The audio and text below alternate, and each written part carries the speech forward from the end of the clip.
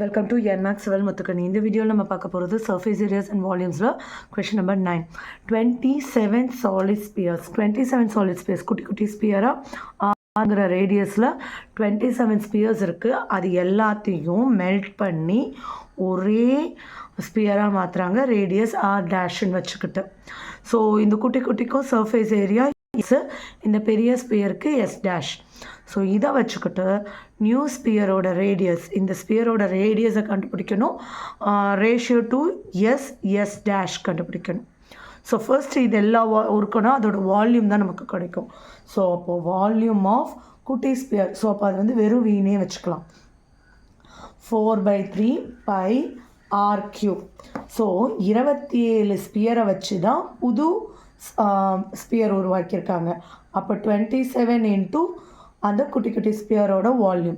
So 27 into இங்கே என்ன இருக்கும், அப்போது 4/3 பை, இது நியூ ஸ்பியரோடதில், ஸோ ஆர் டேஷ் கியூப்னு இருக்கும். இது 4/3 pi R cube. So 4/3 pi 4/3 pi, ஏதாவது ஒரு சைட் கொண்டு வரும்போது நியூமினேட்டர் டினாமினேட்டர் மாறும், ஸோ கேன்சல் ஆகிடும். So R1 cube is equal to 27 நம்ம 3 cube போடலாம், R cube.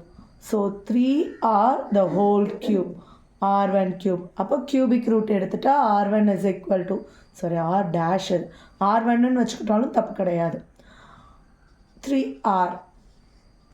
So radius of new sphere is equal to 3 times the radius of old sphere. So இப்போ இது ரெண்டுத்துக்கும் surface area of old sphere, surface area of new sphere, 4 pi r square, 4 pi r dash square.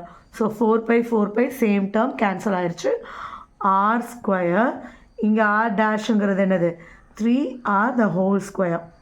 So r square 9r square, r square cancel, 1 divided by 9 ரேஷியோவில் கேட்டிருக்காங்க. So 1:9.